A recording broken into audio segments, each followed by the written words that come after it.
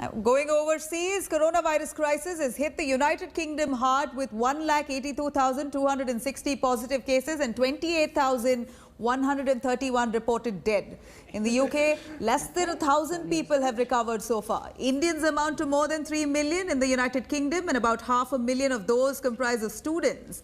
Indian students who are currently stranded owing to this lockdown, many of them are left worried as they have no money left.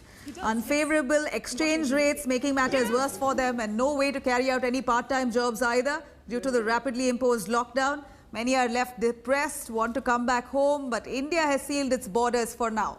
What next for these students? Let's quickly go over to our guest joining us, Virendra Sharma, British MP from Ealing, Southall, from UK, joining us to give us a sense on what next for these vulnerable students. A few students joining us as well. Mr. Sharma, could you tell us, you also chair the Indo-British All-Party Parliamentary Group. Is there any help coming in for our Indian students who are currently stranded in the UK? First of all, thank you very much for raising this very important issue, which is affecting quite a large number of Indian and overseas students in general. I'm very closely working with the organizations who are looking after the interests of the, particularly of the Indian overseas students here. I'm working closely with the local organizations, with the government departments. Right. What is the British government saying, Mr. Sharma? Can you repeat it? What is the British government saying? Are they stepping in? Yes, certainly. British government have a duty to look after everybody who is in Britain at this stage, whether they are the students, visitors. But students have extra rights. They have paid the fee, they have contributed financially, and at this time, they are here without jobs, without college attendances because the colleges are closed. So it's a moral responsibility of the British government. But at the same time, the Indian community in Britain is also working and organizing themselves to support all those individuals who need. Right. What kind of support are they offering, Mr. Sharma? We are offering food. We are working with the local individuals and the organizations to provide accommodation.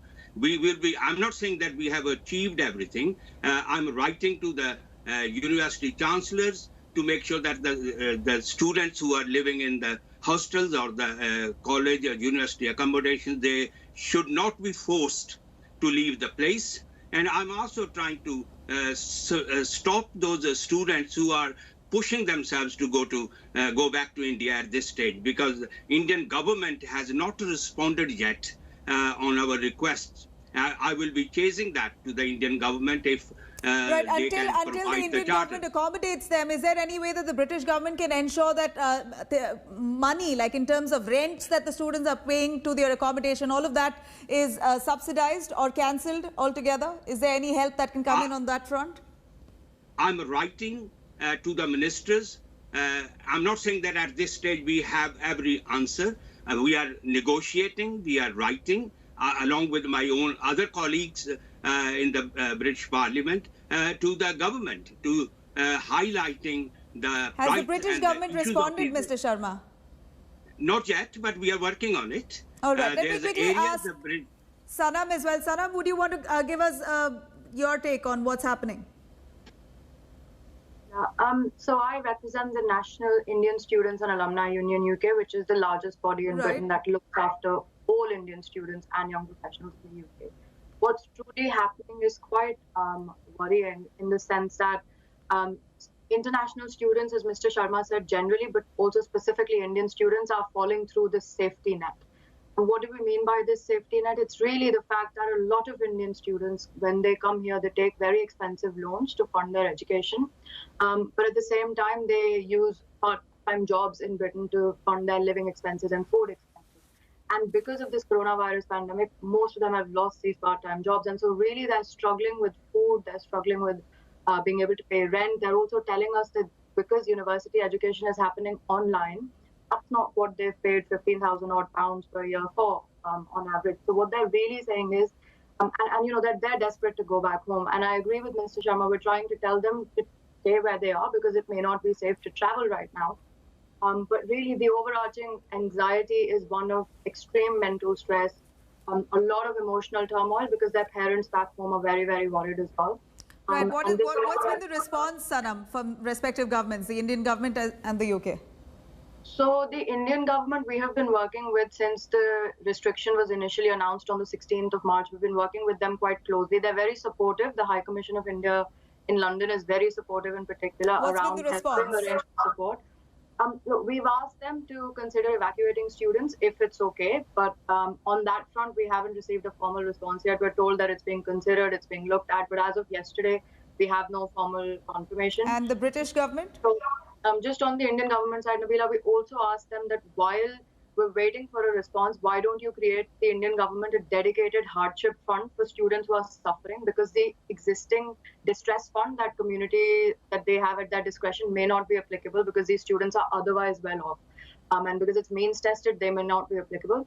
We haven't received a response on that yet. We're hopeful that we'll hear back from them. Right. Let's quickly go over to Ria. Ria, what is your situation currently? You're stranded in the UK. Hi, yes, I'm an MBA graduate here in London. So as of now, I was with a company recently and they were very close to sponsoring me a visa. But unfortunately, this pandemic has obviously taken off a lot of opportunities for a lot of students here, along with me, of course. But the situation right now is that we're not earning any penny here, and we are supposed to pay rent without having a job here. And it's very risky and dangerous to even step out of your house to buy groceries because every area in London right now is becoming a hotspot for this pandemic. There are hundreds and hundreds of deaths happening here every day. So we are very scared of our lives. And of course, we all are waiting to come back to India because the situation here is getting worse by the day. And we're just hoping for the best right now. Right. We're hoping for the best for you as well. Tanmay, is that the same situation with you? Yes, of course, completely. I agree with Ria as well because the situation right now is very tense. The city of London alone has 18,000 cases. And stepping outside feels like stepping into a war zone. And we can't even get delivery services because everything is packed right now. But I really appreciate the fact that Sanam and Nisu and Mr. Sharma are taking towards the Indian students. But efforts also need a quick solution. That's what we're hoping as well. Tanmay. Yes, of course, because I'd like to point it out that my parents, my family back home are actually very worried. They call me 3 or 4 times a day just to confirm that I'm good or not. And it's really hard for me to console them and be strong mentally. We've got to tell you that this is exactly the situation with all of us at different parts of India, all of us at different parts of the globe. All of us are struggling and suffering. We heard many of the students are also upset. Many of them are mentioning the word suicide. I'd like to really say that this is the time you've got to hold on, have some patience. I'm sure the respective governments will step in. It's just about a little time more. Mr. Sharma, thank you very much. Thank you, students, for joining us. For more on that, we're going to appeal for your sake as well. On that note, is a wrap on this bulletin. For further news and updates on coronavirus, do log on to indiatoday.in. Please remember, stay home and stay safe. Hi everyone, Preeti Chaudhary here. Hope you like this video. For latest news and analysis, like and subscribe to the India Today YouTube channel. And don't forget to press the bell icon to stay updated. Thank you for watching.